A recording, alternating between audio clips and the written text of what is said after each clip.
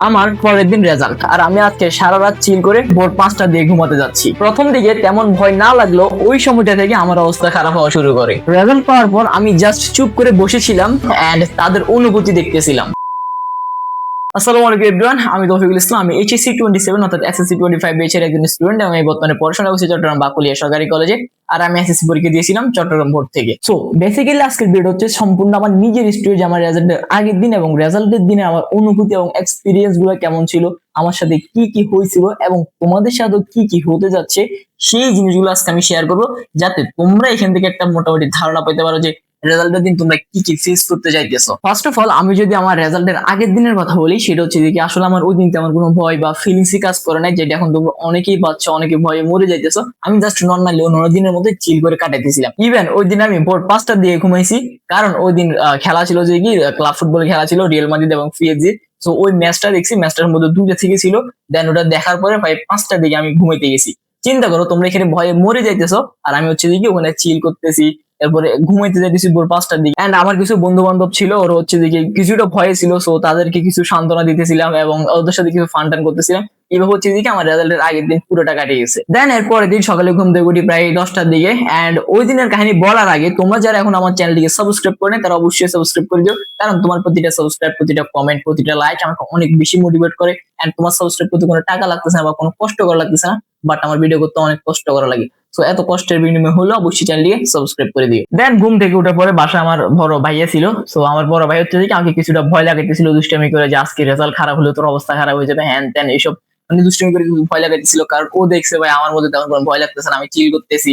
And আমার CSC বলো HSC বলো, দুই টাইমে আমার একদম সেম অবস্থা। কারণ আমার আমি জানতাম যে আমার এই প্লাসটা আমি পাবো, কিন্তু হয়তো 1200 প্লাস পাবো না, যেটা আমি তোমাদেরকে আগের ভিডিও গুলোতে বলছি। তো আমার তো এটা আমার নিজের মধ্যে জানা আছে আমি কি পাইতে পারি, আমার রেজাল্ট কেমন হতে পারে।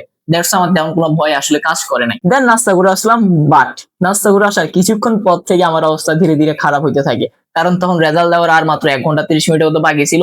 এন্ড এটা খুবই স্বাভাবিক, তুমি যতই ভালো স্টুডেন্ট হও না কেন, তোমার রেজাল্ট দেওয়ার 1 ঘন্টা 30 মিনিট বা ওই দিন সকাল থেকে তোমার কিছুটা হলেও ভয় লাগা কিংবা খারাপ লাগা শুরু হবে। কারণ তুমি যতই ভালো এক্সাম দাও না কেন, তোমার কিন্তু দেখবা যে কোনো একটা কারণ হয়তো প্লাস মিস যেতে পারে। এন্ড এটা কার অনেকের ক্ষেত্রে হবে, দেখবা তুমি অনেক ভালোভাবে এক্সাম দিছো, তুমি শিওর দেখবা যে তুমি এ প্লাস পাইতেছো, বাট কোন একটা কারণে দেখবা তোমার এ প্লাস মিস যেতেছে, কারণ তোমার খাতা কাটে কারা, টিকটক করা। এন্ড এটাই আমাদের দেশের শিক্ষা ব্যবস্থা। এর মধ্যে তো আছেই আবার আত্মীয় স্বজনের প্রেশার, মানে মনে হবে তোমার থেকেও তোমার আত্মীয় স্বজন আরো বেশি চিন্তিত, যারা সারা বছর তোমার কোনো খোঁজ খবর নেয় নাই, তারাও দেখবে তোমাকে ওদিন ফোন দিতেছে, তোমার রেজিস্ট্রেশন নাম্বার জানতে চাইতেছে, রোল নাম্বার জানতে চাইতেছে।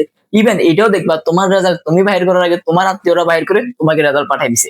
আমার ক্ষেত্রে সেম এই জিনিসটা হয়েছিল, আমার ক্ষেত্রে আমার রেজাল্টটা বাইর করে দিয়েছিল আমার কাজিন। দেন 12:30টার দিকে আমার রেজাল্ট হাতে পাইলাম, যদিও রেজাল্ট 12টা বাজে পাবলিশ হয়, বাট সার্ভার ডিস্টার্ব থাকে অনেক বেশি পরিমাণে, তার জন্য রেজাল্ট পাইতে অনেকেরই লেট হয়। তোমাদের ক্ষেত্রে সেম এটি হবে, দেখবা যে সার্ভার ক্র্যাশ করতেছে, রেজাল্ট পাইতেছে না। বাট এটা নিয়ে প্যানিক করার কিছু নেই। এটা হচ্ছে অনেকেই যখন একসাথে একটা জিনিস সার্চ করে, তখন কিন্তু ওখানে সার্ভারটা কিছুটা ক্র্যাশ করে। দ্যাটস ওয়াই এটা সলভ হইতে একটু টাইম লাগে, এই জন্য এটা নিয়ে আসলে ভয় পাওয়ার তেমন কিছু নাই। তারপর রেজাল্ট হাতে পাওয়ার পরে দেখলাম আলহামদুলিল্লাহ এ প্লাস। দেন আমি আম্মুরে বললাম যে কি আম্মু এ প্লাস পাইছি। তারপর চুপ করে আসি এন্ড তাদের অনুভূতি গুলো দেখতেছি, আসলে তারা কেমন ফিল করতেছে। দেখলাম আম্মু খুব খুশি, আত্মীয় স্বজন সবাইকে ফোন দিতেছে, আত্মীয় স্বজন আবার আম্মুকে ফোন দিতেছে। এরপর হচ্ছে দেখি আব্বুকে ফোন দিল, আব্বুও খুব খুশি, বললো সবার জন্য মিষ্টি পাঠা, যতগুলা লাগে পাঠা দিয়ে। অনেক বেশি খুশি। আসলে এই ফিলিংসটা বলে বোঝানোর মতো না। যারা এ প্লাস পাবা বা ভালো মার্কস পাবা, তারা হচ্ছে দিকে ফিলিংসটা ফিল করতে পারবা, কিন্তু যারা এ প্লাস পাবা না, তারা হয়তো এটা থেকে কিছুটা বঞ্চিত হবা। আর চিন্তা করে না, তোমরা চাইলে এইচএসসি তে কিন্তু কামড়ে দিতে পারবা। তো এসএসসি যে জেদটা বা এখান থেকে তুমি মোটিভেশন নিয়ে এইচএসসি তে ভালো করার চেষ্টা করবা। কারণ তুমি যে এই ফিলিংসটা কিন্তু তুমি এসএসসি তে না পারো, এইচএসসি তে এখনো তোমার ক্ষেত্রে হওয়ার সুযোগ রয়েছে। এরপর আর কি মিষ্টি নিয়ে গেলাম এন্ড সাথে কিছু বকশিসও পাইলাম। সো এটাই ছিল আমার রেজাল্টের এক্সপিরিয়েন্স। আসলে রেজাল্টের যে মজাটা, সেটা হাইস্ট 2-3 দিন কিংবা 1 সপ্তাহ পর্যন্ত থাকে।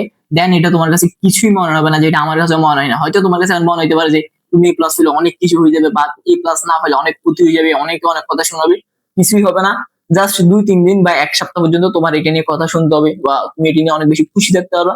এরপর দেখবা তোমার রেজাল্ট নিয়ে তোমাকে কেউ জিজ্ঞেস করতেছে না, বা তোমার রেজাল্ট কেউ জানতেও চাইতেছে না, তোমার নিজেরই কোনো ফিলিংস হইতেছে না। সো আসলে এটা নিয়ে তেমন কোনো প্যানিক করার বা রেজাল্ট খারাপ হলে রেজাল্ট ভালো হলে অনেক কিছু করে ফেলবা, আবার নিজের ক্ষতি করে ফেলবা, এমন আসলে কিছুই করার প্রয়োজন নাই। এটা তেমন কোনো মেজর কোনো রেজাল্ট না, তোমার এখন সামনে এইচএসসি তে বাকি আছে, এইচএসসি তে ভালো করে ট্রাই করো ইনশাল্লাহ। সো এইচএসসি তে আশা করি তুমি আসল কামব্যাকটা দিতে পারবা। এন্ড তোমাদের সবার জন্য অনেক অনেক বেশি দোয়া রইলো যাতে তোমাদের সবার রেজাল্ট তোমাদের আশানুরূপ হয় এবং তোমাদের মা বাবা অনেক অনেক বেশি খুশি হয়। তো এই ছিল আজকের ভিডিও। যদি ভিডিও তোমার কাছে ভালো থাকে কিংবা তোমার জন্য হেল্পফুল মনে হয় তাহলে অবশ্যই ভিডিওকে একটি লাইক করে দিও। যদিও ভিডিওটা কোনো গাইডলাইন ভিডিও ছিল না, এটা সম্পূর্ণ আমার নিজের স্কিল ছিল। সো যদি ভিডিও তোমার কাছে ভালো লাগে তাহলে অবশ্যই লাইক করে দিও এবং কমেন্টে তোমার মতামত জানাই যে তোমার এখন কেমন ফিল হইতেছে, তোমার রেজাল্ট কি আসছে, বা তোমার যদি কোনো মতামত থাকে সেটা কমেন্টে জানাতে পারো। আমি তোমার কমেন্টে রিপ্লাই খুব দ্রুত দেওয়ার চেষ্টা করবো ইনশাল্লাহ। এন্ড তোমরা যারা এখনো চ্যানেলটিকে সাবস্ক্রাইব করনি অবশ্যই সাবস্ক্রাইব করে দিও। তো দেখা হচ্ছে নেক্সট ভিডিওতে। Till then tata, good bye.